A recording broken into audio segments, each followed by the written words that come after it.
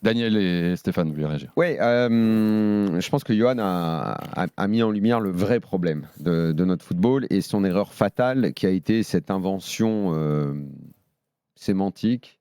Je ne sais pas qui a sorti ça le premier. Cette C'est espèce Thiriez, non ? ce concept bidon. Thiriez, quand il monte le projet Foot Pro 2012, mais ça a été repris par tout le monde derrière. À chaque fois qu'on veut vendre les droits ou on en parle, on parle du Big Five. Ça ne veut absolument rien dire et ça ne permet pas, en fait, comme tu l'as dit, de savoir qui on est et ça donne plutôt l'impression qu'on croit être quelqu'un qu'on n'est pas.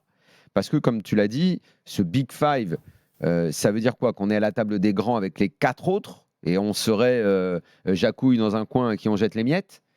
Ou est-ce qu'on veut accepter une bonne fois pour toutes qu'on n'est pas dans ces 4-là et auquel cas on arrête, permets-moi l'expression vulgaire, péter plus haut que son cul, et on regarde un petit peu les autres sans les mépriser et on voit ce qu'ils font pour développer leur football.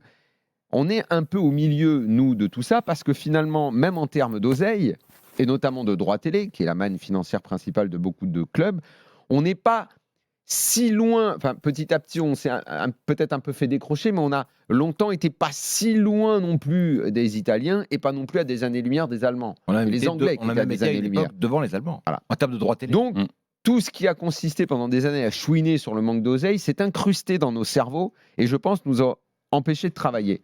Dans le contexte qui est celui d'hier soir, où on tirait un triste bilan de nos clubs, des politiques sportives de nos clubs et du constat que même si le PSG avait arrêté sa politique de star, bah, ils allaient encore mettre tout le monde à 20 points. C'est ça, c'était le contexte du Blue Monday d'hier. N'oublions pas quand même... On rappelle quand même, pour bien relativiser tout ça, Daniel, que Paris a mis 400 millions d'euros sur la table des transferts cet été. Hein. C'est pas non plus un Paris qui aurait décidé de baisser la garde. Hein. Oui, mais je vais pas refaire. Non, on va pas refaire le débat. Expliquer ce que j'ai dit hier soir. Si tu prends le 11 poste pour poste, j'ai fait la carte d'identité des joueurs. Je peux t'assurer qu'on n'est pas en présence de stars. Non, mais il y a même des joueurs extrêmement critiqués. Il y a même des joueurs extrêmement critiqués par le public français. Mais je ne redis pas ce que j'ai dit hier.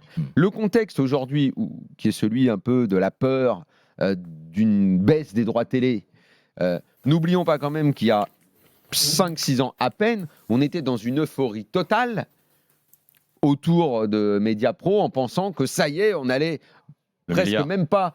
Ouais, non, mais c'était pas un Big Five. C'est qu'on allait... comment dire faire une sorte de carambolage dans le Big Four. Moi, j'ai souvenir, et là, c'est pas Thiriez, c'est l'Orléanais, Vincent Labrune, qui nous expliquait il y a encore pas très longtemps que on allait rattraper les Italiens, qu'on allait passer devant.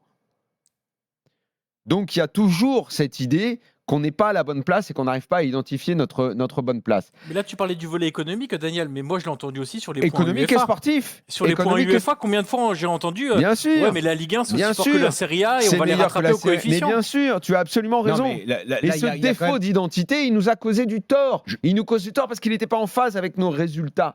Donc, moi, je me rappelle qu'on a pris cet exemple 1000 fois. En 2008, l'Espagne a traversé une crise économique terrible. Les clubs ont été pour la plupart... au-delà de l'endettement, ruiné, une bonne partie. Ça a été le début d'une nouvelle réflexion dans le foot espagnol qui a amené les plus belles heures du football espagnol, aussi bien en équipe nationale qu'en équipe de club. Certes, le Barça a profité d'une génération extraordinaire, mais ils n'avaient pas dépensé des millions pour cette génération-là. Et le Real a continué à claquer de l'oseille avec Cristiano Ronaldo. Ils ont dépensé des millions pour les payer quand même. Mais derrière... La preuve, c'est qu'ils ne sont pas relevés, le Barça, d'avoir dépensé des millions pour payer tous ces joueurs. C'est vrai. Ça ne nous a pas empêché de voir derrière plein de clubs espagnols qui, de toute façon, en partant de rien, puisqu'ils s'étaient écroulés, de toute façon, nous dominaient les yeux fermés. N'importe lequel de nos clubs, les clubs espagnols, étaient meilleurs. Donc, aujourd'hui, pour terminer, moi, quand je vois Marseille et Lyon, qui sont nos deux clubs, c'est ça dont je parlais hier soir. Je disais, on ne peut pas s'en sortir, comme Johan, tu n'étais pas là, mais je le redis devant toi et tu le sais.